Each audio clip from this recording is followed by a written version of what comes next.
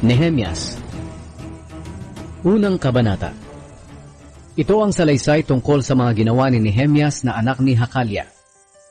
Ang pananalangin ni Nehemyas para sa Jerusalem. Noong ikasyam na buwan ang buwan ng Kislev, nang ika-20 taon ng paghahari ni Artaxerxes sa Persya, naroon ako sa palasyo sa Susa. Doon ay pumunta sa akin ang isa sa mga kapatid ko na si Hanani. Galing siya sa Huda kasama ang ilang kalalakihan. Tinanong ko sila tungkol sa Jerusalem at sa mga Hudyo na nagsibalik mula sa pagkakabihag sa Babylonia. Sumagot sila, labis na nahihirapan ang mga nagsibalik sa Huda. Tinutuya sila ng mga tao sa paligid nila. Hanggang ngayon sira pa rin ang pader ng Jerusalem at sunog ang mga pintuan nito. Nang marinig ko iyon, umupo ako at umiyak.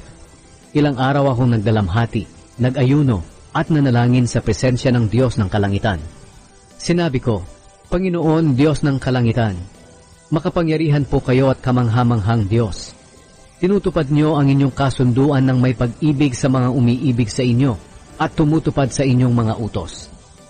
Akong lingkod niyo ay nananalangin araw at gabi para sa bayan ng Israel na mga lingkod ninyo. Pakinggan niyo po ako at tugunin ang dalangin ko. Ipinapahayag ko sa inyo ang mga kasalanan naming mga Israelita, pati ang mga kasalanan ko at ng aking mga ninuno. Lubha pong napakasama ng ginawa namin sa inyo. Hindi namin tinutupad ang mga utos ninyo at mga tuntuning ibinigay sa amin sa pamamagitan ni Moises na inyong lingkod. Alalahanin po ninyo ang sinabi nyo noon kay Moises. Kung kayong mga Israelita ay hindi maging matapat sa akin, pangangalatin ko kayo sa ibang mga bansa. Ngunit kung manunumbalik kayo sa akin at tutupad sa mga utos ko, kahit mangalat pa kayo sa pinakamalayong lugar, titipunin ko kayong muli sa lugar na pinili ko upang ako'y parangalan. Kami po ay mga lingkod nyo at mga mamamayang iniligtas ninyo sa pamamagitan ng inyong kapangyarihan at lakas. Panginoon, dinggin niyo po ang dalangin ko na inyong lingkod at ang dalangin ng iba pa ninyong mga lingkod na nasisiyahang igalang kayo. Bigyan niyo po ako ngayon ng tagumpay sa paghiling ko sa hari at naway kabutihan ang maipakita niya sa akin. Nang panahong iyon, tagapagsilbi ako ng inumin ng hari.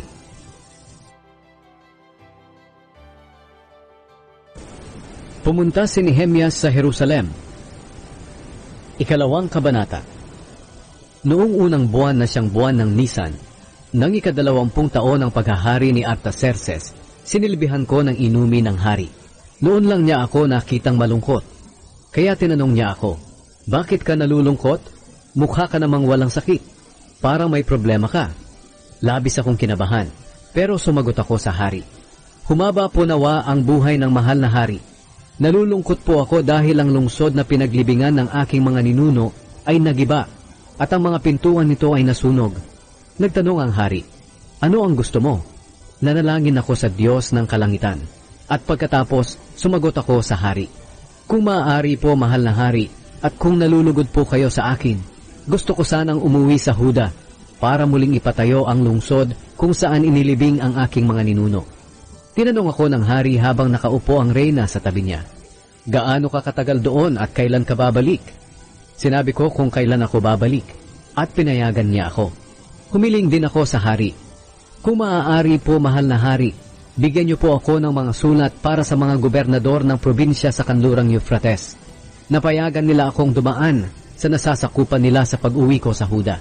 At kung maaari, bigyan niyo rin po ako ng sulat para kay Asaph na tagapagbantay ng mga halamanan ninyo, para bigyan ako ng mga kahoy na gagamitin sa paggawa ng pintuan ng matatag na kuta malapit sa templo, at sa pagpapatayo ng pader ng lungsod at ng bahay na titirhan ko. Pinagbigyan ng hari ang mga kahilingan ko sa kanya, dahil sa kabutihan ng Diyos sa akin. Sa pag-alis ko, pinasamahan pa ako ng hari sa mga opisyal ng sundalo at sa mga ngabayo. Pagdating ko sa kanluran ng Euphrates, ibinigay ko sa mga gobernador ang sulat ng hari. Ngunit nang marinig ni Sanballat na taga-Horon at Tobiah na isang opisyal ng Amonita na dumating ako para tulungan ang mga Israelita, labis silang nagalit. Tiningnan ni Nehemyas ang pader ng Jerusalem. Pagkalipas ng 3 araw mula nang dumating ako sa Jerusalem, umalis ako ng hating gabi na may ilang kasama. Hindi ko sinabi kahit kanino ang gustong ipagawa sa akin ng Diyos tungkol sa Jerusalem. Wala kaming dalang ibang hayop maliban sa sinasakyan kong asno. Lumabas kami sa pintuang nakaharap sa lambak at pumunta sa balon ng dragon hanggang sa may pintuan ng pinagtatapunan ng basura. Pinagmasdan ko mabuti ang mga nagibang pader ng Jerusalem at ang mga pintuan nitong nasunog. Nagpatuloy ako sa pintuan ng bukal hanggang sa paliguan ng hari, pero hindi makaraan doon ang asno ko. Kaya tumuloy na lang ako sa lambak ng Kidron at siniyasat ang mga pader ng gabing iyon. Pagkatapos, bumalik ako at muling dumaan sa pintuang nakaharap sa lambak.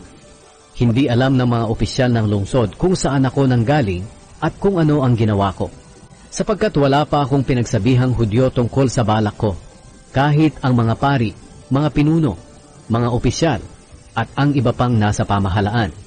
Ngunit ngayon ay sinabi ko sa kanila, nakita niyo ang nakakaawang kalagayan ng lungsod natin. Giba ang Jerusalem at sunog ang mga pintuan nito. Muli nating itayo ang pader ng Jerusalem para hindi na tayo mapahiya.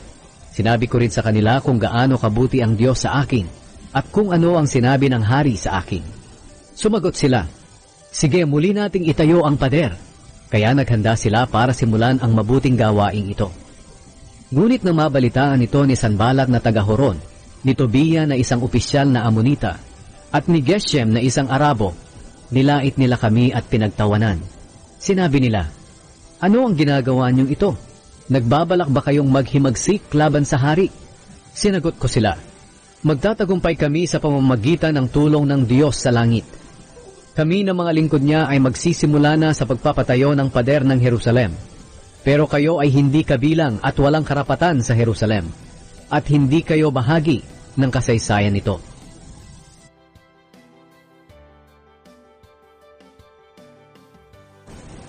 Muling itinayo ang pader ng Jerusalem.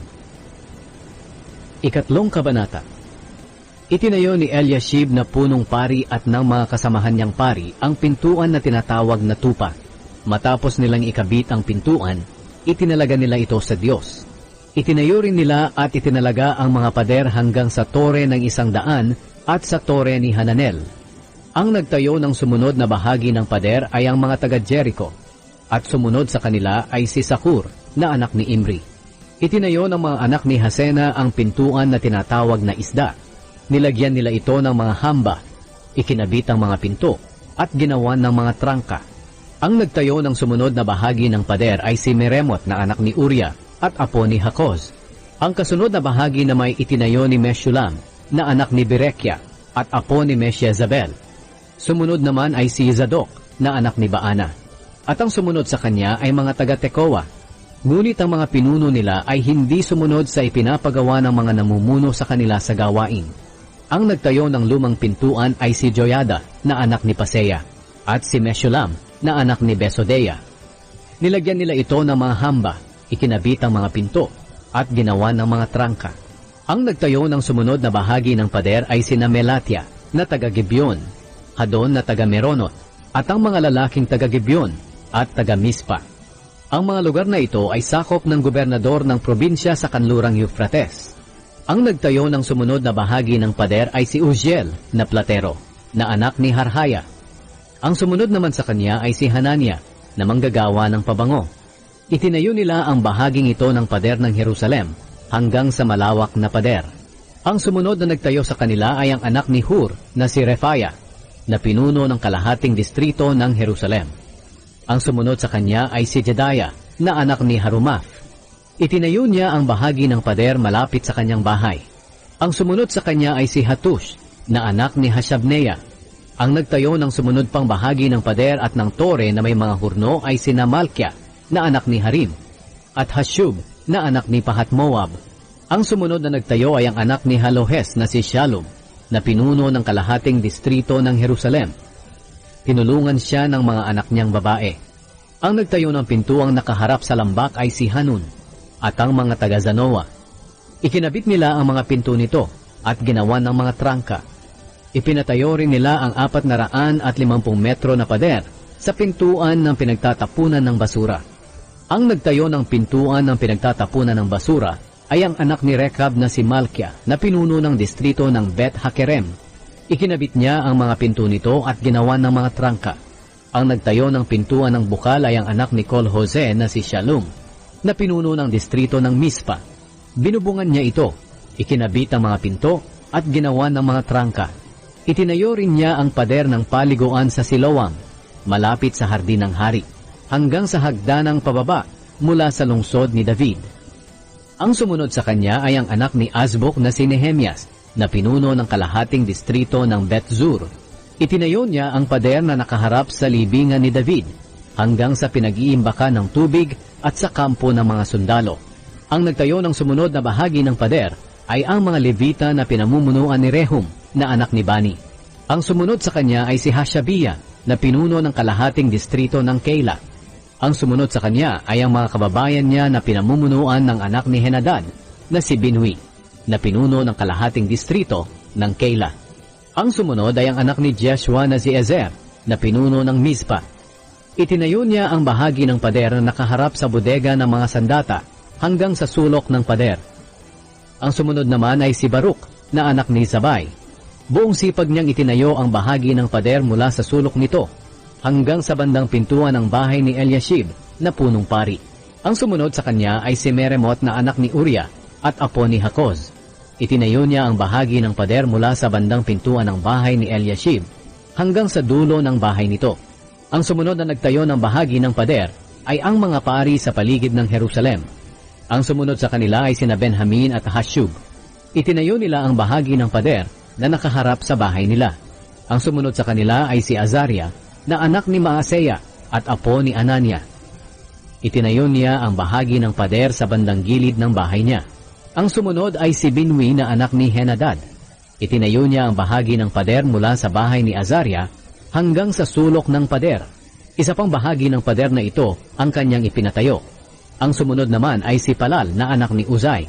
Itinayo niya ang bahagi ng pader mula sa sulok ng pader at ng nakausling tore sa palasyo, malapit sa pinagpupwestuhan ng mga gwardya. Ang sumunod sa kanya ay si Pedaya, na anak ni Paros, at ang mga utusan sa templo na nakatira sa may bulubundukin ng Ofel. Itinayo nila ang bahagi ng pader pasilangan hanggang sa pintuan ng tubig at sa nakausling tore. Ang sumunod sa kanila ay ang mga taga-Tekoa. Itinayo nila ang bahagi ng pader mula sa malalaking toreng nakausli hanggang sa pader ng Ofel.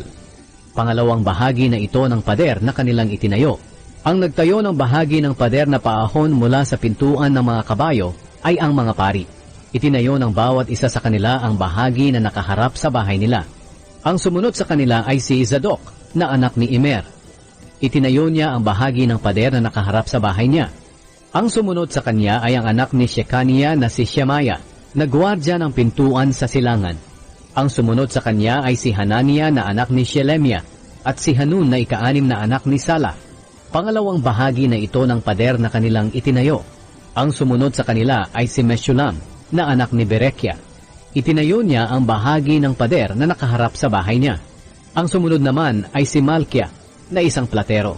Itinayo niya ang bahagi ng pader hanggang sa tinitirahan ng mga utusan sa templo at ng mga mangangalakal na nakaharap sa pintuan ng pinagtitipunan at hanggang sa kwarto sa sulok na nasa itaas ng pader.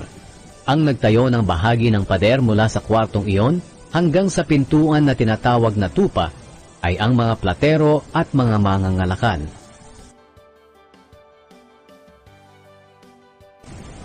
Hinadlangan ang pagpapatayo ng pader.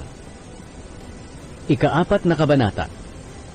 Nang mabalitaan ni Sanballat na itinatayo naming muli ang pader, nagalit siya ng husto at hinamak kaming mga Hudyo. Sa harap ng mga kasama niya at ng mga sundalo ng Samaria, sinabi niya, "Ano ba ang ginagawa ng mga kawawang Hudyong ito? Akala ba nila maitatayo nila ulit ang pader ng Jerusalem sa loob lang ng isang araw at makapaghahandog ulit sila? Akala siguro nila magagamit pa nila ang mga nasunog at nadurog na mga bato ng pader." Sinabi pa ng Amonitang si Tobia na nasa tabi ni Sanballat, "Kahit asong gubat lang ang sumampa sa pader na iyan, mawawasak na iyan." Agad akong nanalangin, "O aming Diyos, pakinggan niyo po kami dahil hinahamak kami. Sa kanila po sana mangyari ang mga panunuya nilang ito sa amin. Madala sana sila sa ibang lugar bilang bihag. Huwag niyo po silang patawarin dahil sa panghahamak nila sa inyo sa harap naming mga gumagawa ng pader." Patuloy ang aming pagtatayo ng pader. at nangangalahati na ang taas nito dahil ang mga tao ay talagang masigasig na gumagawa. Ngunit na mabalitaan ni na Sanballat, Tobiya at ng mga taga-Arabia, taga-Amon at mga taga-Ashdod na patuloy ang pagtatayo ng pader ng Jerusalem at natakpan na ang mga butas nito, galit na galit sila. Binalak nilang lahat na salakayin ang Jerusalem para guluhin kami. Subalit nanalangin kami sa aming Diyos at naglagay ng mga gwardya araw at gabi para maprotektahan ang mga sarili namin. Sinabi ng mga taga-Huda, "Pagod na kami sa pagtatrabaho. Napakarami pang guho na dapat hakutin. Hindi namin ito makakayang tapusin." Samantala sinabi ng mga kalaban namin, "Biglain natin sila. Bago nila mapansin na pasok na natin ang lugar nila. Pagpapatayin natin sila at mahihinto na ang pagtatrabaho nila." Ang mga Hudyo na nakatira malapit sa kanila ay palaging nagbabalita sa amin ng balak nilang pagsalakay. Kaya naglagay ako ng mga tao para magbantay sa pinakamababang bahagi ng pader na madaling pasukin. Pinagbantay ko sila roon na magkakagrupo sa bawat pamilya at may mga armas silang mga espada, sibat at palaso. Habang pinag-iisipan ko ang kalagayan namin, ipinatawag ko ang mga pinuno, mga opisyal at ang mga mamamayan at sinabi ko sa kanila, "Huwag kayong matakot sa mga kalaban. Alalahanin natin ang makapangyarihan at kamanghamanghang Panginoon. Makipaglaban tayo para mailigtas natin ang ating mga kamag-anak, mga anak, mga asawa, pati ang ating mga bahay." Nang mabalitaan ng aming mga kalaban na nalaman namin ang balak nilang pagsalakay at naisip nilang sinira ng Diyos ang balak nila, bumalik kaming lahat sa ginagawa naming pader. Ngunit mula ng araw na iyon, kalahati lang sa mga tauhan ko ang gumagawa ng pader, dahil ang kalahati ay nagbabantay na may mga sibat, pananggalang, palaso, at panangga sa dibdib. Ang mga opisyal ay nakatayo sa likod ng mga mamamayan ng Huda na gumagawa ng pader. Ang isang kamay ng mga nagtatrabaho ay may hawak na mga gamit sa paggawa at ang isa namang kamay ay may hawak na sandata at nakasukbit sa baywang nila ang espada. Ang tagapagpatunog ng trompeta ay nasa tabi ko. Sinabi ko sa mga pinuno, mga opisyal at sa mga mamamayan, "Malawak ang ginagawa nating pader at malalayo ang ating pagitan habang nagtatrabaho. Kaya kapag narinig nyo ang tunog ng trumpeta, pumunta kayo agad dito sa akin. Ang Diyos natin ang siyang makikipaglaban para sa atin." Kaya patuloy ang paggawa namin mula madaling araw hanggang magtakip silim. At ang kalahati ng mga tao ay nagbabantay na may dalang sandata. Nang panahong iyon, sinabi ko rin sa mga taong naninirahan sa labas ng Jerusalem na sila at ang mga alipin nila ay papasok sa lungsod kapag gabi para magbantay, at kinabukasan naman ay magtatrabaho sila. Dahil palagi kaming nagbabantay, ako at ang mga kamag-anak ko, mga tauhan at mga gwardya ay hindi na nakapagpalit ng damit. At kahit pumunta sa tubig ay daladala namin ang aming mga sandata.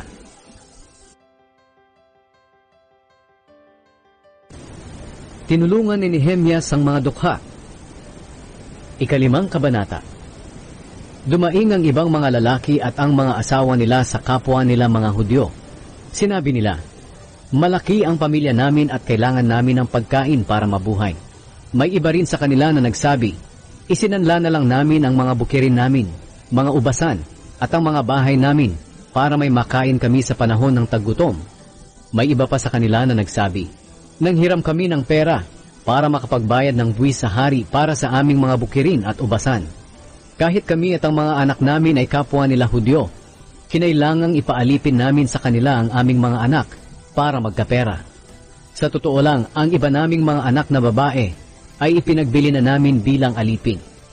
Wala kaming magawa dahil ang aming mga bukirin at mga ubasan ay pagmamay-ari na ng iba."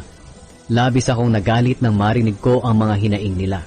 Pinag-isipan kong mabuti ang kalagayan nila at pinuntahan agad ang mga pinuno at mga opisyal at pinaratangan sila. Sinabi ko, "Ginigipit nyo ang mga kababayan ninyo sapagkat tinutubuan nyo pa sila kapag nanghihiram sila sa inyo ng pera." Pagkatapos, pinatipon ko agad ang mga tao para sa isang pulong. Sinabi ko, "Sinisikap nating matubos ang mga kapwa natin Hudyo na nagbenta ng sarili nila bilang alipin sa mga dayuhan. Pero ngayon, dahil sa ginagawa nyo, napipilitan na din silang ibenta ang sarili nila bilang mga alipin. Palagi na lang ba natin silang tutubusin? Tumahimik na lang sila dahil wala silang maidahilan." Nagpatuloy ako sa pagsasalita. Hindi maganda ang ginagawa ninyo. Dapat sana'y mamuhay kayo ng may takot sa Diyos para hindi tayo tuyain ng ibang mga bansang kalaban natin. Ako mismo at ang aking mga kamag-anak, pati ang mga tauhan ko ay nagpahiram ng pera at trigo sa mga kababayan nating nangangailangan. Pero huwag na natin silang pagbayarin sa mga utang nila. Ngayon din ibalik nyo ang mga bukirin, mga ubasan, mga taniman ng olibo at mga bahay ng may utang sa inyo. Ibalik nyo rin ang tubo ng mga pinahiram ninyong pera, trigo, bagong katas ng ubas at langis. Sumagot sila, ibabalik namin ang lahat ng iyon sa kanila. Hindi na namin sila sisingilin. Gagawin namin ang sinasabi mo. Ipinatawag ko ang mga pari at pinasumpa sa harapan nila ang mga pinuno at ang mga opisyal na tutuparin nila ang pangako nila. Ipinagpag ko ang balabal ko sa baywang ko at sinabi, ganito nawa ang gawin ng Diyos sa mga bahay at ari-arian ninyo kapag hindi ninyo tinupad ang pangako ninyo. Kunin nawa niya ang lahat ng ito sa inyo. Ang lahat ng tao roon ay sumagot, siya nawa, at pinuri nila ang Panginoon. At tinupad ng mga pinuno at ng mga opisyal ang pangako nila. Ang pagiging mapagbigay ni Nehemias. Sa loob ng 12 taon na naglingkod ako bilang gobernador ng Huda, mula ng ika-20 taon hanggang ika-32 taon ng paghahari ni Artaxerxes, ako at ang mga kamag-anak ko ay hindi tumanggap ng pagkain para sa gobernador. Ngunit ang mga gobernador na nauna sa akin ay naging pasanin ng mga tao, dahil humihingi sila ng pang-araw-araw nilang pagkain at inumin, maliban pa sa 40 pirasong pilak. Pati ang mga opisyal nila ay nang abuso ng mga tao. Pero hindi ko ito ginawa, dahil may takot ako sa Diyos. Sa halip, ginawa ko ang lahat para maitayong muli ang pader sa tulong ng mga tauhan ko. At hindi ako nang angkin ng lupa. Palagi kong pinapakain ng 150 Hudyong opisyal, bukod pa sa mga bisitang mula sa paligid na mga bansa. Araw-araw ako nagpapakatay ng 1 baka, 6 na matatabang tupa, at mga manok. At tuwing ika-10 araw ay naglalabas ako ng marami at iba't ibang klaseng inumin. Sa kabila nito, hindi ako tumanggap ng pagkain para sa gobernador, dahil nalaman kong nabibigatan na ang mga tao. Nanalangin ako, O aking Diyos, naway pagpalain po ninyo ako sa lahat ng ginagawa ko para sa sambayanang ito.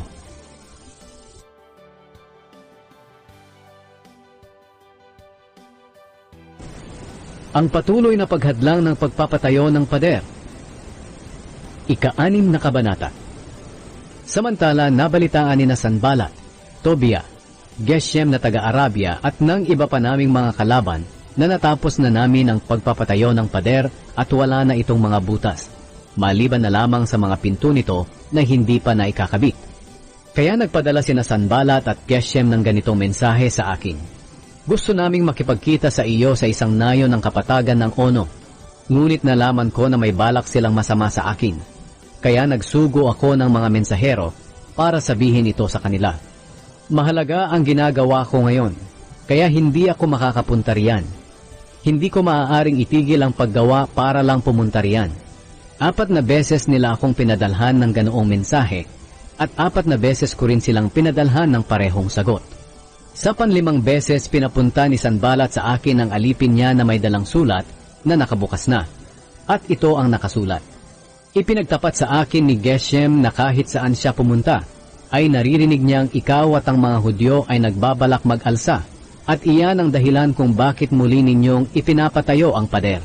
At ayon sa narinig niya, gusto mong maging hari ng mga Hudyo, at pumili ka pa ng mga propeta na magpoproklama sa iyo sa Jerusalem na ikaw na ang hari ng Huda.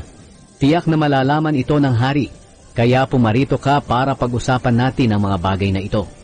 Ito ang sagot ko sa kanya. Hindi totoo ang mga sinasabi mo. Gawa-gawa mo lang iyan.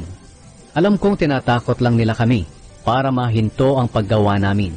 Pero nanalangin ako sa Diyos na palakasin pa niya ako.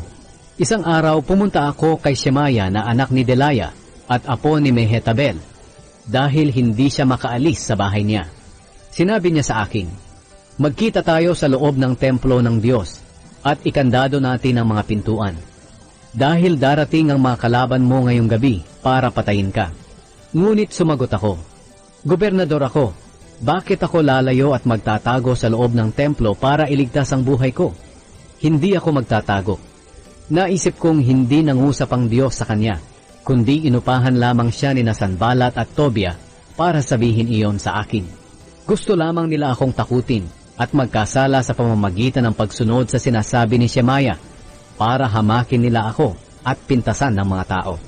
Kaya nanalangin ako, O aking Diyos, huwag niyo pong kalimutan na parusahan si Tobia at si Sanballat sa kanilang masamang ginawa, pati na ang babaeng propeta na si Noadias at ang iba pang mga propeta na naghahangad na takutin ako. Natapos ang pagpapatayo ng pader. Natapos ang pader noong ika-25 araw ng ika-6 na buwan na siyang buwan ng Elul. Natapos ito sa loob ng 52 araw. Nang mabalitaan ito ng aming mga kalaban sa kalapit na mga bansa, natakot sila at napahiya. Napag-isip-isip nila na natapos ang gawaing iyon sa pamamagitan ng tulong ng Diyos. Nang panahong iyon, nagsusulatan sina Tobia at ang mga pinuno ng Huda. Maraming mga taga-Huda ang sumumpa ng katapatan kay Tobia dahil manugang siya ni Shekania na anak ni Ara. At isa pa, napangasawa ng anak niyang si Jehohanan ang anak ni Meshulam na anak ni Berekia. Palaging sinasabi sa akin ng mga tao ang tungkol sa mabubuting ginawa ni Tobia. At palagi ring nakakarating sa kanya ang mga sinasabi ko. At patuloy na sumusulat si Tobia sa akin para takutin ako.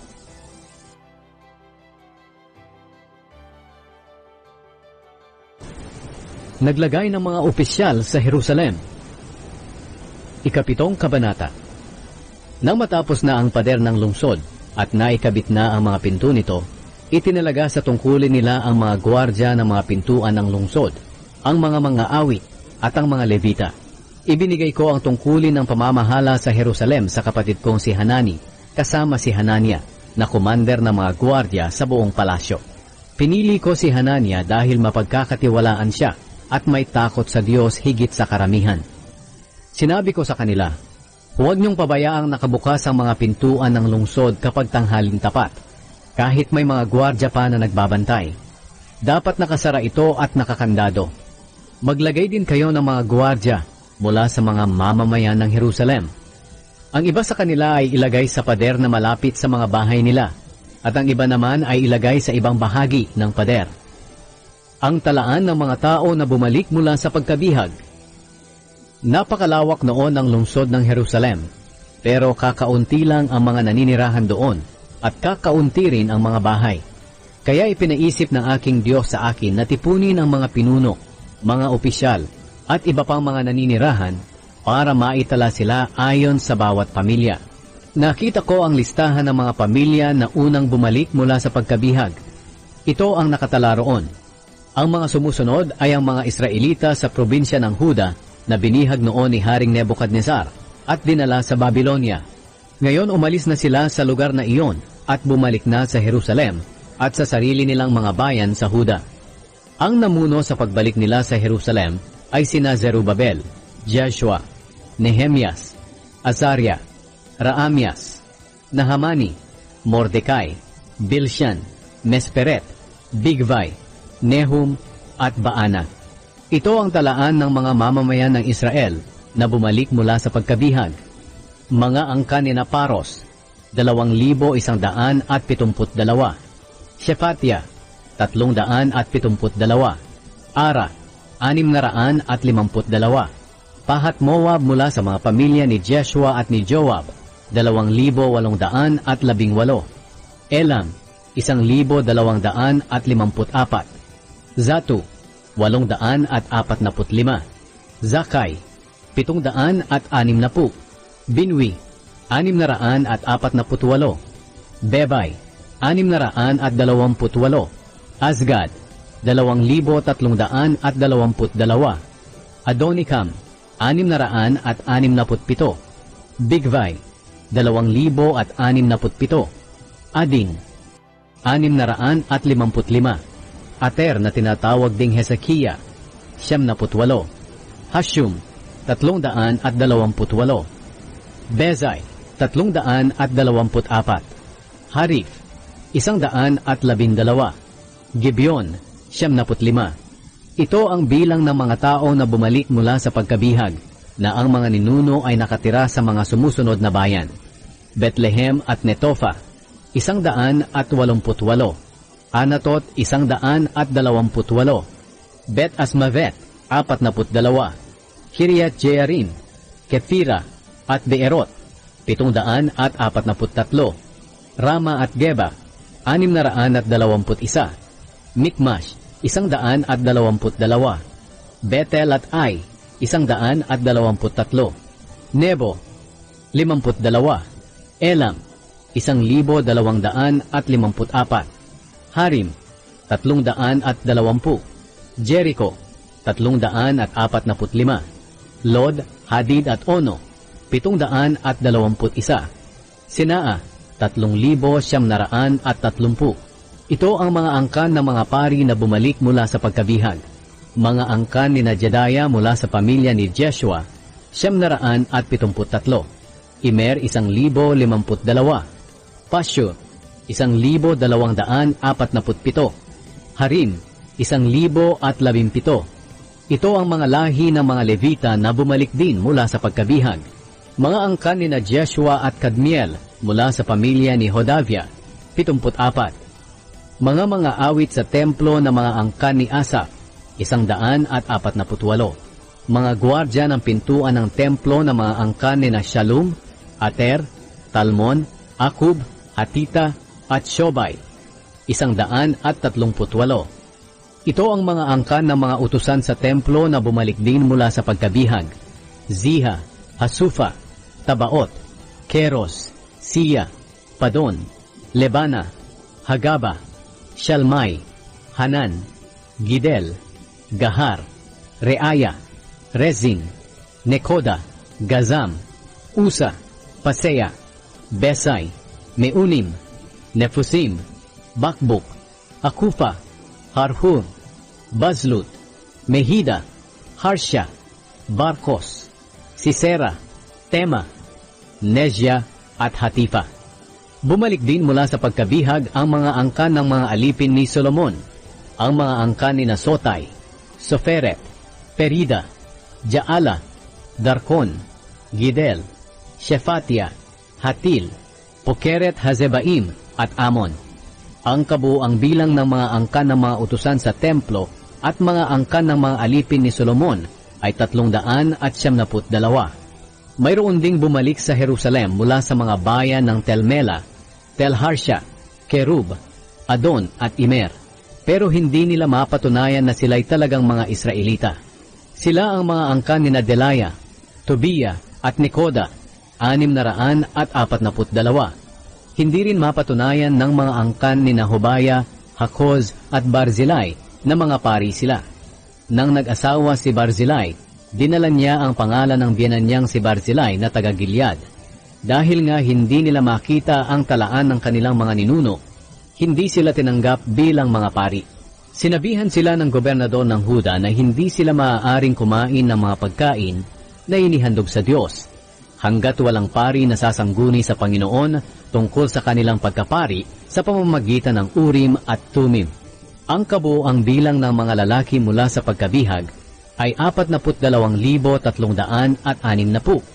Hindi pa kabilang dito ang mga alipin nilang lalaki at babae na 7,337 at mga awit na lalaki at babae na 245. May dala silang 736 na kabayo, 245 mola, 435 kamelyo, at 6,720 asno. Ang ibang mga pinuno ng mga pamilya ay nag-ambag para sa muling pagpapatayo ng templo. Ang gobernador ay nagbigay ng 8 kilong ginto, 50 mangkok na gagamitin sa templo, at 530 pirasong damit para sa mga pari. Ang ibang mga pinuno ng mga pamilya ay nagbigay para sa ganitong gawain ng 168 kilong ginto at 1,200 kilong pilak. Ang kabuuang ibinigay ng iba pang mga tao ay 168 kilong ginto, 1,100 kilong pilak, at 67 pirasong damit para sa mga pari. Ang bawat isa sa kanila ay bumalik sa mga bayan na kung saan nagmula ang kanilang pamilya. pati na ang mga pari, ang mga Levita, ang mga gwardya ng mga pintuan ng templo, ang mga mang-aawit, at ang mga utusan sa templo.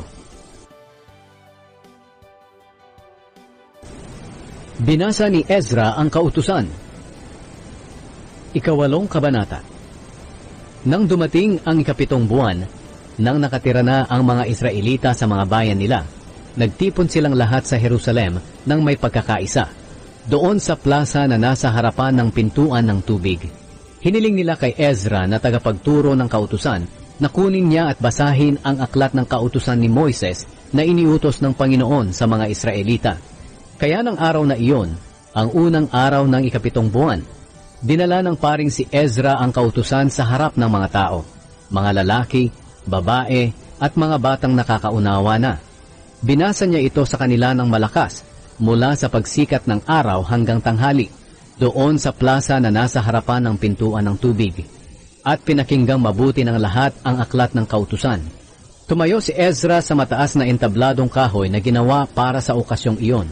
Sa bandang kanan niya ay nakatayo sina Matitya, Shema, Anaya, Uriah, Hilkiah, at Maaseya.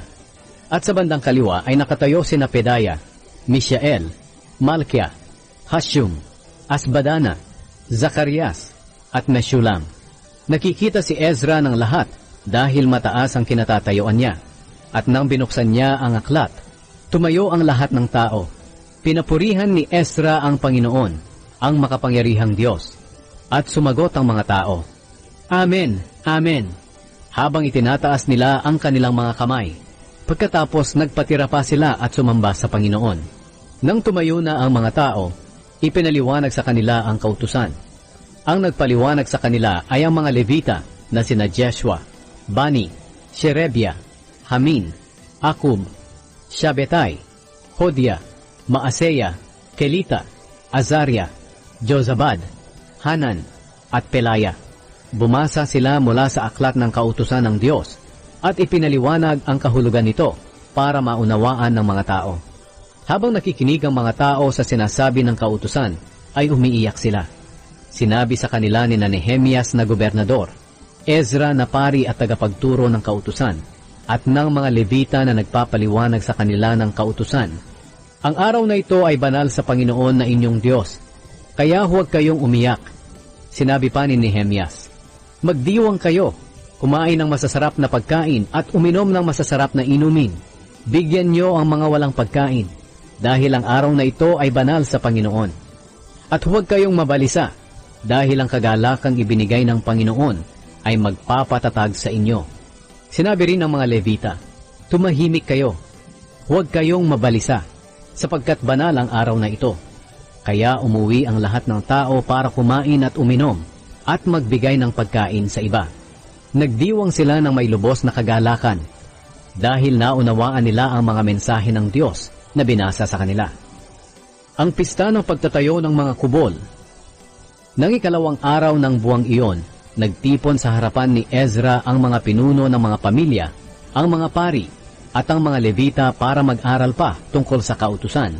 Natuklasan nila sa kautusan na iniutos ng Panginoon sa pamamagitan ni Moises na ang mga Israelita ay dapat tumira sa mga kubol sa oras ng pista na ginaganap tuwing ikapitong buwan. At dapat nilang ipaalam sa Jerusalem at sa iba pa nilang mga bayan ang utos ng Panginoon na pumunta sila sa mga kaburulan at kumuha ng mga sanga ng olibo, mirto, palma, at ng iba pang mga kahoy na malago para gawing mga kubol ayon sa nakasulat sa kautusan.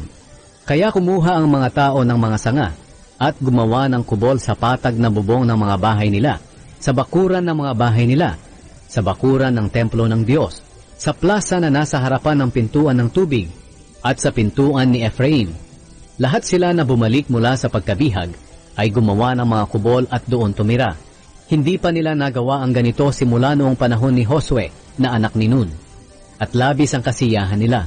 Araw-araw ay binabasa ni Ezra sa mga tao ang aklat ng kautusan ng Diyos mula sa una hanggang sa huling araw ng pista.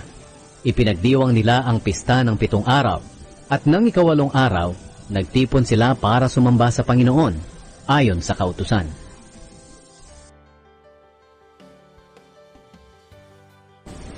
Ipinahayag ng mga Israelita ang kanilang mga kasalanan. Ikasyam na kabanata. Nang ika-24 na araw ng buwan ding iyon, nagtipon ang mga Israelita para mag-ayuno. Nagdamit sila ng sako at naglagay ng alikabok sa kanilang ulo. Hindi nila isinama sa pag-aayuno ang mga dayuhan.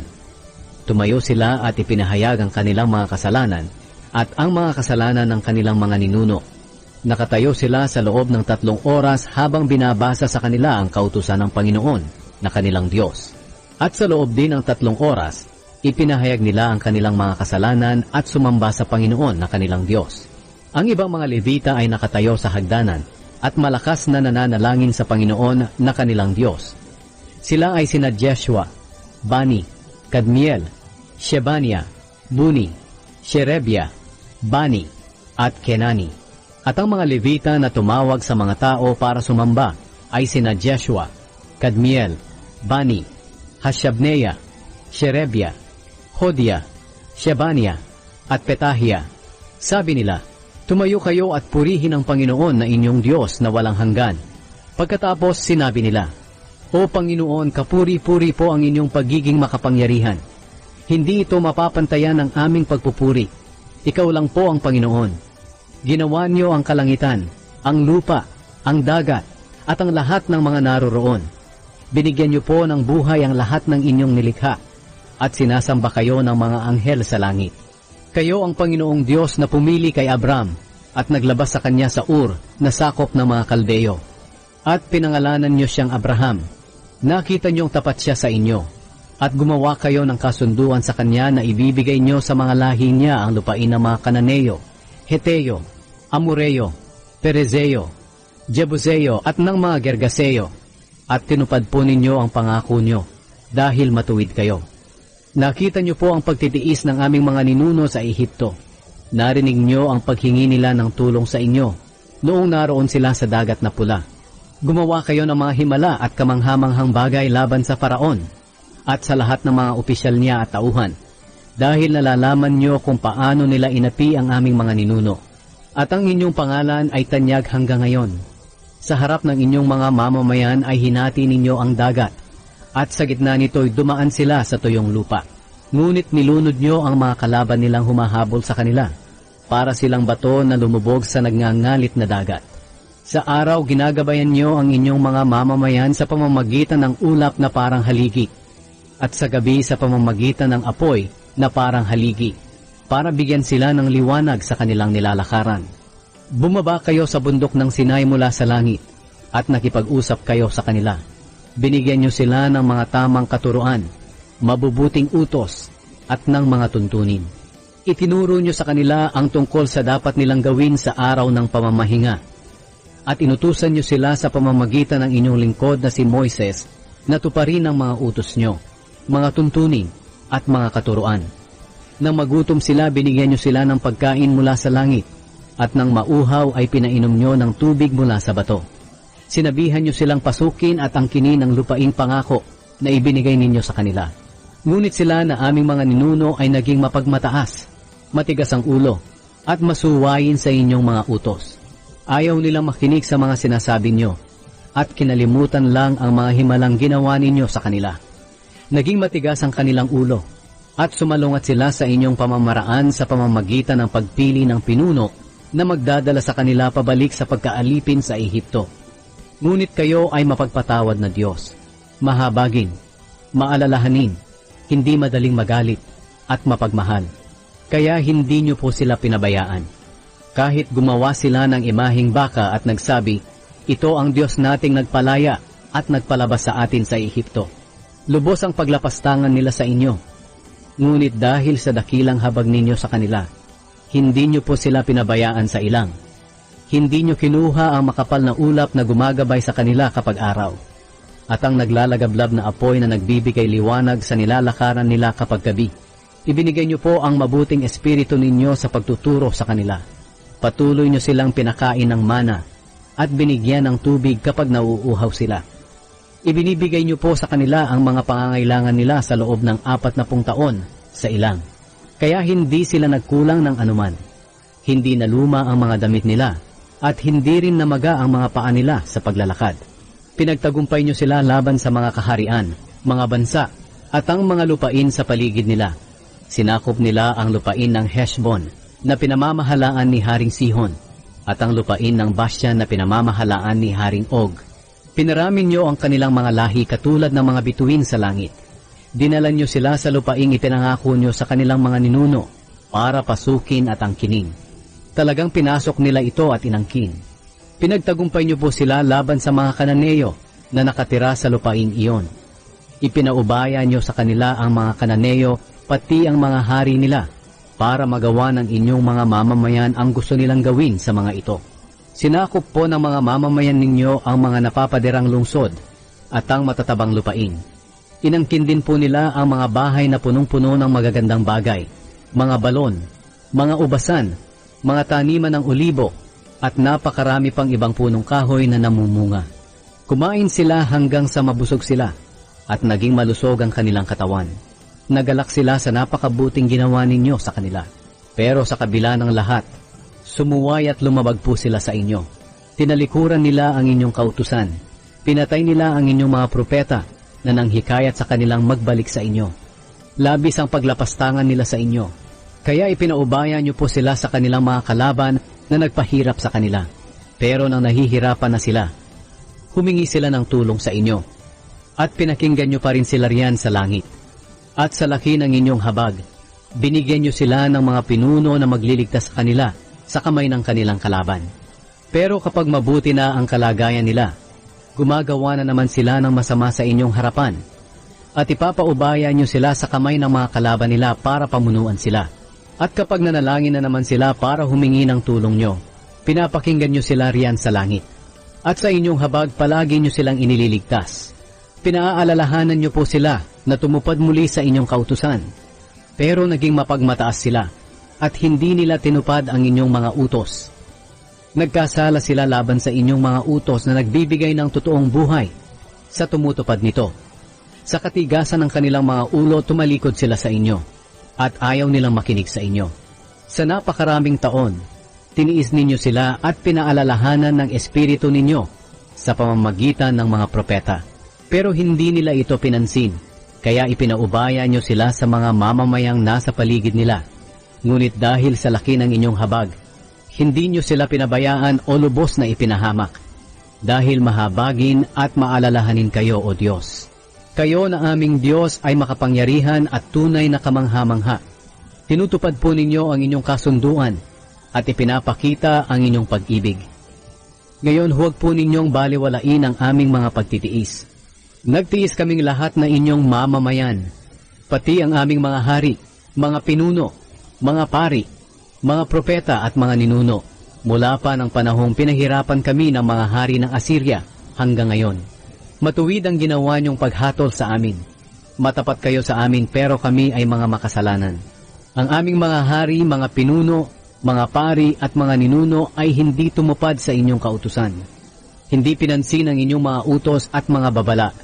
Kahit mayroon silang sariling kaharian at nakakaranas ng labis ninyong kabutihan, at kahit binigyan nyo sila ng malawak at matabang lupain, hindi pa rin sila naglingkod sa inyo at hindi tumalikod sa masama nilang pag-uugali. Ito po ang dahilan kaya kami mga alipin ngayon sa lupaing ito na ibinigay nyo sa aming mga ninuno, kung saan makakakain sila ng mga ani nito at ng iba pang mabubuting produkto nito. Ang masaganang ani ng mga lupain ay napupunta sa mga hari na pinaghari nyo sa amin dahil sa aming mga kasalanan. Ginagawa nila ang gusto nilang gawin sa amin at sa mga alaga naming hayop at sobra-sobra ang aming pagtitiis. Gumawa ng kasunduan ng mga tao. Dahil dito, kami pong mga Hudyo ay gumawa ng isang matibay na kasunduan. Isinulat ito at pinirmahan ng aming mga pinuno, mga pari, at mga Levita. Ika-10 kabanata. Ang unang pumirma ay si Gobernador Nehemias na anak ni Hakalias at si Sedekia. Ang mga paring pumirma ay sina Seraya, Azaria, Jeremias, Pashur, Amaria, Malkiya, Hatush, Shebania, Maluk, Harim, Meremot, Obadias, Daniel, Gineton, Baruch, Meshulam, Habijah, Mijamin, Maazia, Bilgay, at Shemaya. Ang mga Levita na pumirma ay sina Jeshua na anak ni Azania, Binui na mula sa pamilya ni Henadad, Kadmiel, Shebania, Kelita, Pelaya, Hanan, Mika, Rehob, Hashabia, Zakur, Sherebia, Shebania, Hodia, Bani at Beninu. Ang mga pinuno na pumirma ay sina Paros, Pahat-Moab, Elam, Zatu, Bani, Buni, Azgad, Bebay, Adonia, Bigvay, Adin, Ater, Ezekia, Azur, Hodia, Hashum, Bezai, Harif, Anatot, Nebay, Magpias, Meshulam, Hezir, Meshezabel, Zadok, Jadwa, Palatia, Hanan, Anaya, Hoshea, Hanania, Hashub, Alohes, Pilha, Shobek, Rehum, Hashabna, Maaseya, Ahia, Hanan, Anan, Maluk, Harim, at Baana.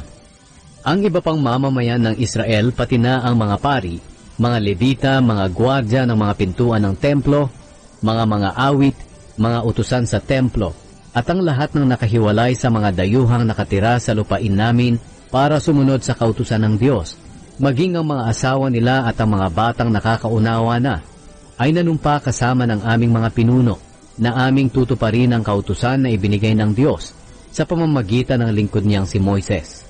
Nanumpa rin kami na tatanggapin namin ang sumpa ng Diyos kung hindi namin matutupad ang pangakong susundin namin ang lahat ng utos at tuntunin ng Panginoon na aming Diyos.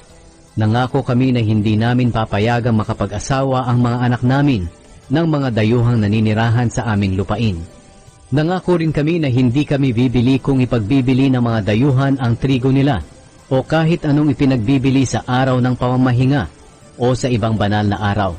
At tuwing ika-7 taon, hindi kami magtatanim sa aming lupain at hindi na namin sisingilin ang mga may utang sa amin. Nangako pa kami, natutuparin namin ang utos na magbibigay kami bawat taon ng 4 na gramong pilak para sa gawain sa templo ng aming Diyos. Nakalaan ito para sa tinapay na inihahandog sa presensya ng Diyos, sa mga handog na sinusunog at mga handog bilang pagpaparangal sa Panginoon na inihahandog araw-araw, sa mga handog para sa araw ng pamamahinga, para sa pista ng pagsisimula ng buwan, at sa iba pang mga pista. Maging sa iba pang mga banal na handog, tulad ng handog sa paglilinis na inihahandog upang matubos ang mga mamamayan ng Israel sa kanilang mga kasalanan. Ginagamit din ang perang ito sa iba pang mga pangangailangan sa templo ng aming Diyos. Nagpalabunutan kaming lahat, pati ang mga pari namin at mga Levita, para malaman kung kailan magdadala ng panggatong ang bawat pamilya, bawat taon, para gamitin sa mga handog sa altar ng Panginoon na aming Diyos, ayon sa nasusulat sa kautusan. Nangako rin kami na dadalhin namin bawat taon sa templo ng Panginoon ang unang ani ng aming bukirin at ang unang bunga ng aming mga tanim. Dadalhin din namin sa mga pari na naglilingkod sa templo ng aming Diyos ang aming panganay na anak na lalaki, pati ang unang anak ng aming mga baka, tupa at kambing, ayon sa nasusulat sa kautusan. Nangako pa kami na dadalhin namin sa mga pari ang pinakamagandang klase ng aming harina at ang iba pang mga handog bilang pagpaparangal sa Panginoon para ilagay sa bodega ng templo ng Diyos. Dadalhin din namin ang pinakamabuti naming mga prutas at ang bagong katas ng ubas at langis ng olibo. Dadalhin din namin sa mga Levita ang ikapu ng aming mga ani dahil sila ang nangongolekta ng mga ikapu sa lahat ng baryo na may mga sakahan. Kapag mangongolekta ng ikapu ang mga Levita, sinasamahan sila ng mga pari mula sa angkan ni Aaron. At ang ikapu ng nakolekta ay dadalhin ng mga Levita sa bodega ng templo ng aming Diyos. Ang mga Israelita pati na ang mga Levita ay dapat magdala ng mga handog na trigo, bagong katas ng ubas at langis sa bodega kung saan nakalagay ang mga kagamitan ng templo at kung saan nakatira ang mga pari na naglilingkod, ang mga gwardya ng mga pintuan ng templo, at ang mga awit. Kaya nangako kami na hindi namin pababayaan ang templo ng aming Diyos.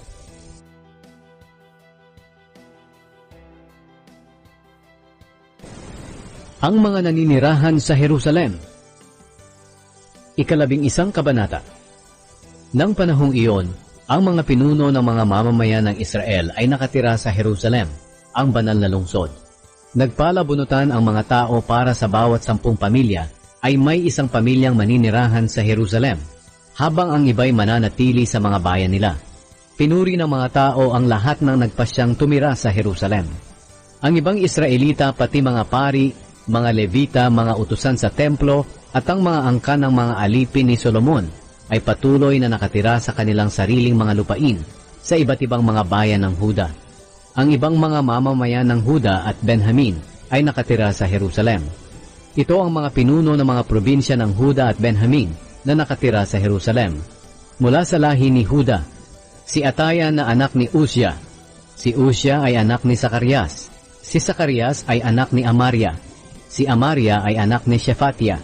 At si Shephatiah ay anak ni Mahalalel na mula sa angkan ni Perez. Si Maaseya na anak ni Baruch. Si Baruch ay anak ni Col-Hose. Si Col-Hose ay anak ni Hazaya. Si Hazaya ay anak ni Adaya. Si Adaya ay anak ni Joyarib.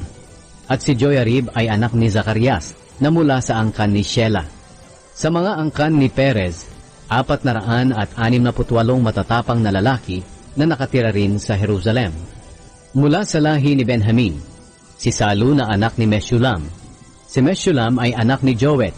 Si Joed ay anak ni Pedaya. Si Pedaya ay anak ni Kolaya. Si Kolaya ay anak ni Maaseya. Si Maaseya ay anak ni Itiel. At si Itiel ay anak ni Jeshaya. Ang sumunod kay Salu ay sina Gabay at Salay, at ang 928 kamag-anak nila. Si Joel na anak ni Zikri ang pinakapinuno nila, at ang ikalawa sa kanya ay si Huda na anak ni Hasenua. Mula sa mga pari, si Jedaya na anak ni Joyarib, si Jakin at si Seraya na anak ni Hilkia. Si Hilkia ay anak ni Meshulam. Si Meshulam ay anak ni Zadok. Si Zadok ay anak ni Merayot.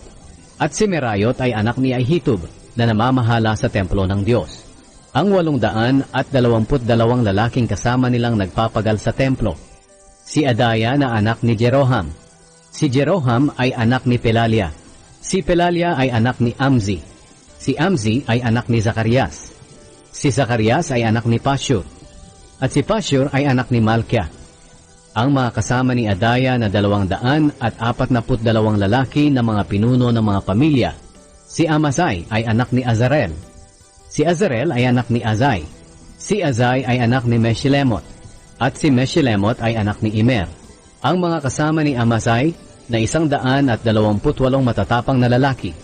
Si Sabdiel na anak ni Hagedolim ang pinakapinuno nila. Mula sa mga Levita, si Shemaya na anak ni Hashub. Si Hashub ay anak ni Azrikam. Si Azrikam ay anak ni Hashabia. At si Hashabia ay anak ni Buni. Si Shabetai at si Jozabad na 2 pinuno ng mga Levita.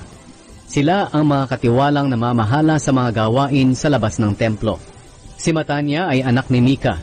Si Mika ay anak ni Sabdi, at si Sabdi ay anak ni Asaph. Si Matanya ang nangunguna sa mga awit na umaawit ng pananalangin at pasasalamat. Si Bakbukya na kasama ni Matanya. Si Abda na anak ni Shamua. Si Shamua ay anak ni Galal, at si Galal ay anak ni Jedutun. May 248 lahat ang mga Levita na nakatira sa Jerusalem, ang banal na lungsod. Mula sa mga gwardya ng mga pintuan ng templo, si Akub at si Talmon, at ang mga kasama nilang 172 lalaking gwardya ng pintuan ng templo. Ang ibang mga Israelita, pati mga pari at mga Levita ay nakatira sa mga lupaing minana nila sa kanilang mga ninuno sa iba't ibang mga bayan ng Huda. Ngunit ang mga utusan sa templo na pinangungunahan ni Ziha at Gishpa ay doon tumira sa bulubundukin ng Ophel. Ang pinakapinuno ng mga Levita sa Jerusalem ay si Uzi, na anak ni Bani. Si Bani ay anak ni Hashabia. Si Hashabia ay anak ni Matanya. At si Matanya ay anak ni Mika. Si Uzi ay isa sa mga angkan ni Asa na mga awit sa templo ng Diyos. Ang hari ang nag-uutos sa kanila tungkol sa mga gagawin nila sa bawat araw. Si Petahia na anak ni Meshezabel, na isa sa mga angkan ni Zera na anak ni Huda, ang kinatawan ng bayan ng Israel sa hari ng Persya. Ang ibang mga mamamayan ng Huda ay nakatira sa mga bayan na malapit sa mga lupain nila. Ang iba sa kanila ay nakatira sa Kiryat Arba, Dibon, Jekabzeel, at sa mga baryo sa paligid ng mga bayang ito. Ang iba sa kanila ay nakatira sa Jeshua, Molada, Bet-Pelet, Hazar-Shual, Beer-Sheba, at sa mga baryo sa palibot nito. Mayroon ding nakatira sa kanila sa Ziklag, sa Mekona, at sa mga baryo sa paligid nito, sa Enrimon, Zora, Jarmut, Zanoa, Adulam, at sa mga baryo sa paligid ng mga bayang ito. Ang iba pa sa kanila ay nakatira sa Lakish, at sa malalapit na mga sakahan, at sa Azeka at sa mga baryo sa paligid nito. Kaya nakatira ang tao sa Huda mula sa Beersheba hanggang sa lambak ng Ben-Hinnom. Ang ibang mga mamamayan ng Benjamin ay nakatira sa Geba, Mikmash, Aya, Bethel, at sa mga baryo sa paligid nito. Ang iba sa kanila ay nakatira sa Anatot, Nob, Anania, Hazor, Rama, Gitaim, Hadid, Zeboim, Nebalat, Lod, Ono, at sa lambak ng mga manggagawa. Ang iba pang mga Levita na nakatira sa Huda ay pinatira kasama ng mga mamamayan ng Benjamin.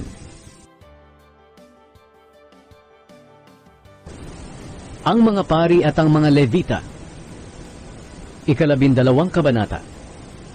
Ito ang talaan ng mga pari at ng mga Levita na bumalik mula sa pagkabihag, kasama ni Zerubabel na anak ni Shealtiel at ni Jeshua na punong pari. Ang mga pari ay sina Seraya, Jeremias, Ezra, Amaria, Maluk, Hatush, Shekania, Rehum, Meremot, Ido, Gineton, Abiha, Mijaming, Moadia, Bilga, Shemaya, Joyarib, Jedaya, Salu, Amok, Hilkia, at Jedaya. Sila ang mga pinuno ng mga kapwa nila pari at ng kanilang mga kasama noong panahon ni Jeshua.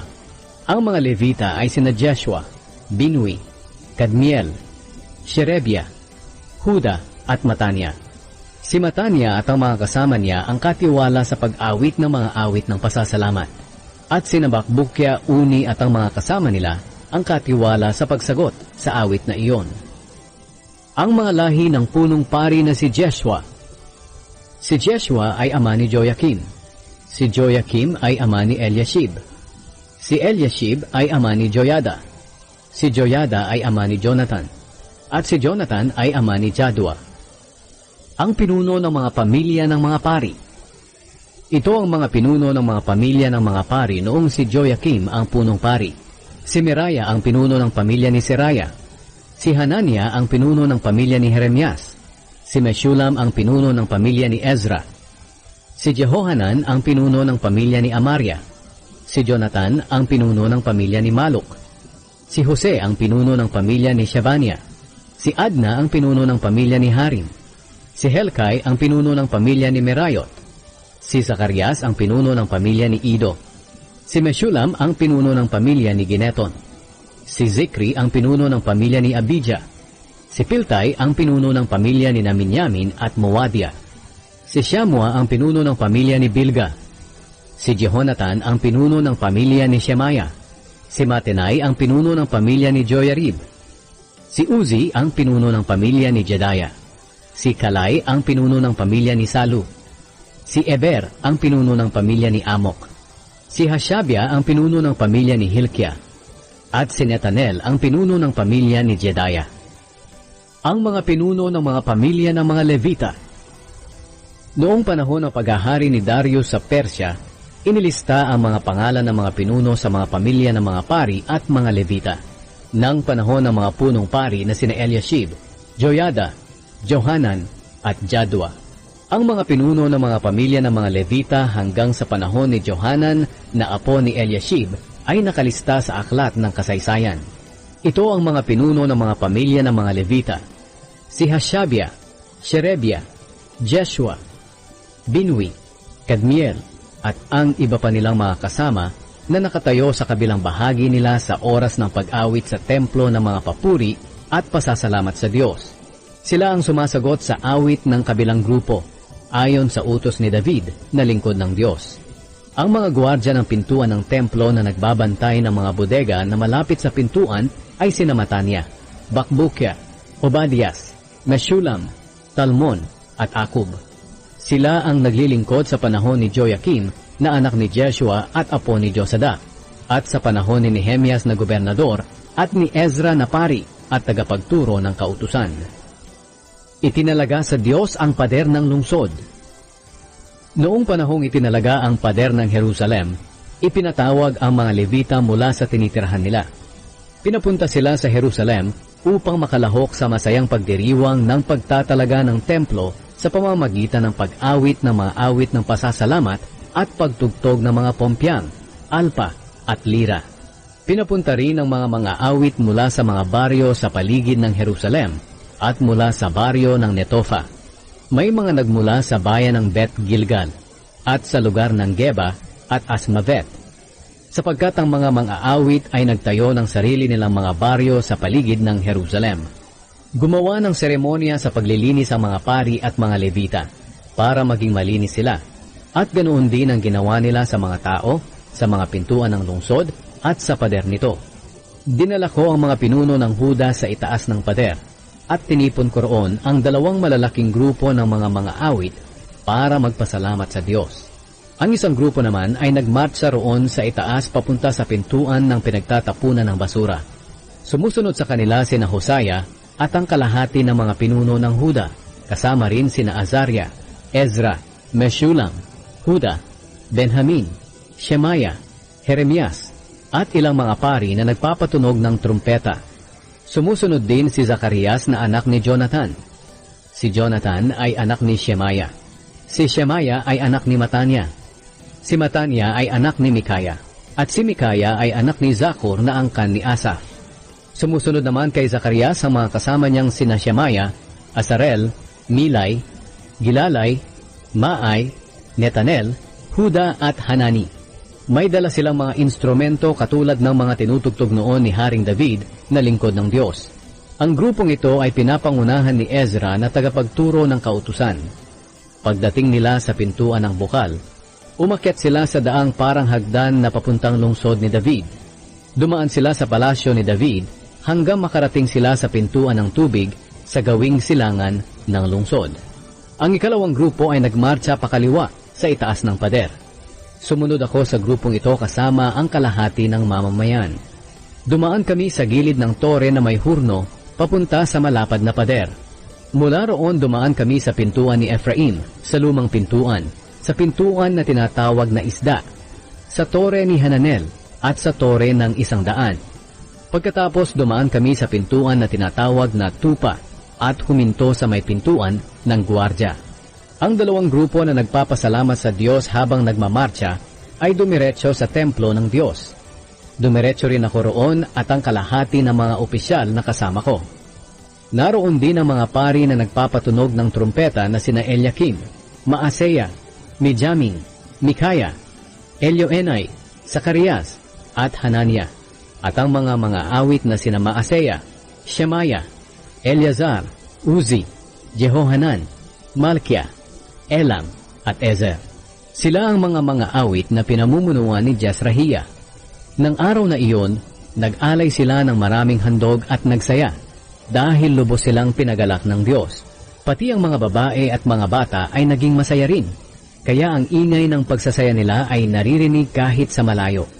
Nang araw ding iyon, naglagay sila ng mga lalaki na mamamahala sa mga bodega na pinaglalagyan ng mga kaloob ng unang ani at ng ikapu. Sila ang mangongolekta ng mga handog mula sa mga sakahan sa paligid ng mga bayan para sa mga pari at sa mga Levita, ayon sa kautusan. Sapagkat natutuwa ang mga mamamayan ng Huda sa mga gawain ng mga pari at ng mga Levita. Ginawa nila ang seremonya sa paglilinis at ang iba pang mga gawain na ipinapatupad sa kanila ng Diyos. Ginawa rin ng mga awit at ng mga gwardya ng mga pintuan ng templo ang mga gawain nila ayon sa mga utos ni Haring David at ng anak niyang si Solomon. Mula pa ng panahon ni Haring David at ni Asaph, mayroon ng mga namumuno sa mga umaawit ng papuri at pasasalamat sa Diyos. Kaya noong panahon ni Zerubabel at ni Nehemias, ang lahat ng mga Israelita ay nagbibigay ng mga handog nila para sa mga awit at mga gwardya ng mga pintuan ng templo, maging sa mga Levita. At mula sa mga natatanggap nila, binahaginan din ng mga Levita ang mga paring mula sa angkan ni Aaron.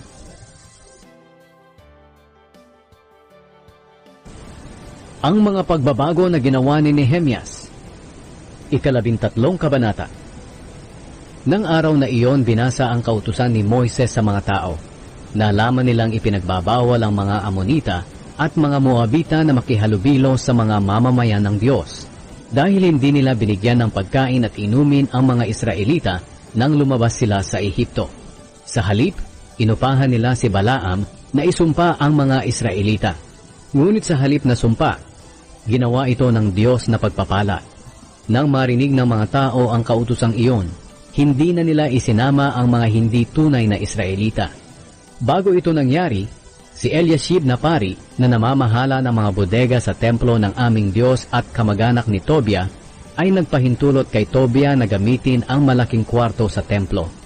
Ang kwartong ito ay ginagamit noon na bodega para sa mga handog na pagkain, insenso, mga kagamitan sa templo, mga handog sa mga pari, mga ikapu ng mga trigo, bagong katas ng ubas at langis na ayon sa kautusan ay para sa mga Levita, sa mga awit, at sa mga gwardya ng mga pintuan ng templo.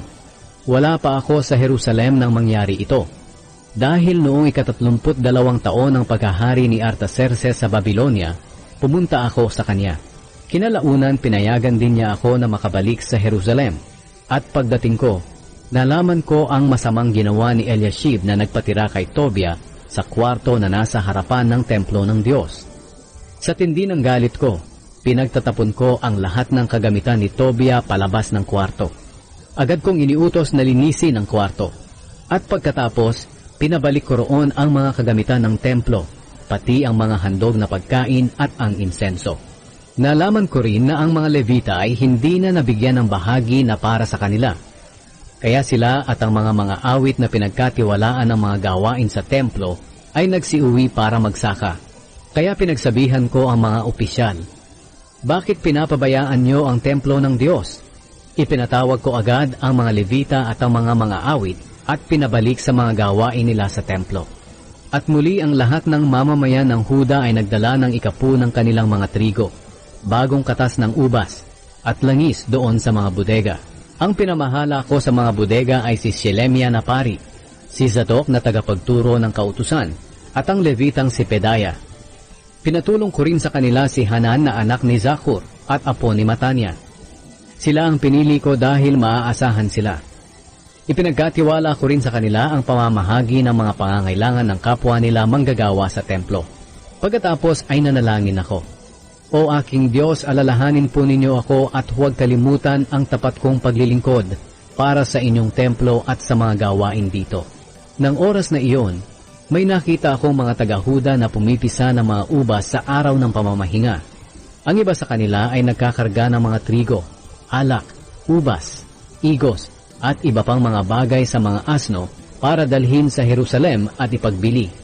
Kaya pinagsabihan ko sila na huwag ipagbili ang mga produkto nila sa araw ng pamamahinga. Mayroon ding mga taga-Tyre na nakatira sa Jerusalem na nagdala ng mga isda at iba pang mga kalakal. Ipinagbili nila ito sa mga taga-Huda na nasa Jerusalem sa araw ding iyon ng araw ng pamamahinga. Kaya sinaway ko ang mga pinuno ng Huda at sinabihan, ano ba itong ginagawa ninyong kasamaan? Hindi ba ninyo itinuturing na banal ang araw ng pamamahinga? Hindi ba ganito rin ang ginawa ng inyong mga ninuno? Kaya tayo at ang lungsod na ito ay pinarusahan ng ating Diyos? Ngayon, ginalit pa ninyo ng lubos ang Diyos dahil sa ginagawa ninyo. Dahil hindi ninyo itinuturing na banal ang araw ng pamamahinga. Kaya nagutos ako na isara ang pintuan ng lungsod tuwing Biyernes habang papalubog ang araw, at huwag itong bubuksan hanggat hindi pa natatapos ang araw ng pamamahinga. Pinabantayan ko sa mga tauhan ko ang mga pintuan para walang makapasok na kahit anong tinda sa lungsod sa araw ng pamamahinga. Kung minsan, Ang mga mangangalakal ay natutulog sa labas ng Jerusalem kapag Biyernes ng gabi. Pero binalaan ko sila. Sinabi ko, bakit dito kayo natutulog sa pader ng lungsod? Kapag inulit nyo pa ito, parurusahan ko kayo. Kaya mula noon, hindi na sila bumalik sa araw ng pamamahinga. Pagkatapos, inutusan ko ang mga Levita na maging malinis at magbantay sa mga pintuan upang ituring na banal ng mga tao ang araw ng pamamahinga. At saka ako nanalangin, O aking Diyos, alalahanin po ninyo ang mga ginawa kong ito, at kaawaan niyo ako ayon sa dakila niyong pag-ibig. Nang mga panahon ding iyon, nakita ko na may mga taga-Huda na nakapag-asawa ng mga babaeng taga-Ashdod, taga-Amon, at taga-Moab. Kalahati sa mga anak nila ay nagsasalita ng wikang Ashdod o sa wika ng ibang tao, at hindi sila makapagsalita ng wika ng Huda. Kaya sinaway ko at sinumpa ang mga taga-Huda. Pinalo ko ang iba sa kanila at hinila ang mga buhok nila. Ipinasumpa ko sila at ang mga anak nila sa pangalan ng Diyos na hinding-hindi na sila mag-aasawa ng mga dayuhan. At sinabi ko sa kanila, hindi ba ito ang dahilan ng pagkakasala ni Haring Solomon ng Israel? Walang haring katulad niya saan mang bansa. Minamahal siya ng kaniyang Diyos at ginawa siya ng Diyos na hari sa buong Israel. Pero sa kabila ng lahat, nagkasala siya dahil sa udyok ng mga asawa niyang dayuhan. At ano, pababayaan na lang ba namin ang kasamaang ito na ginawa niyo? Ang pagiging di tapat sa ating Diyos sa pamamagitan ng pag-aasawa ng dayuhan? Si Joyada na anak ng punong pari na si Eliashib ay may anak na nakipag-asawa sa anak ni Sanballat na taga-Horon, kaya pinaalis ko siya. Pagkatapos ay nanalangin ako. O aking Diyos, huwag niyo pong kalilimutan na binaliwala nila ang kanilang pagkapari at ang sinumpaan nila bilang mga pari at mga Levita. Kaya tiniyak ko na ang mga mamamayan ng Israel ay malaya na sa kahit anong impluwensya ng mga dayuhan. At binigyan ko ng trabaho ang mga pari at ang mga Levita ayon sa bawat gawain nila. Tiniyak ko rin na ang mga panggatong na gagamitin sa paghahandog ay madadala sa tamang panahon, pati ang mga unang ani. At nanalangin ako, O aking Diyos, alalahanin po ninyo ako at pagpalain.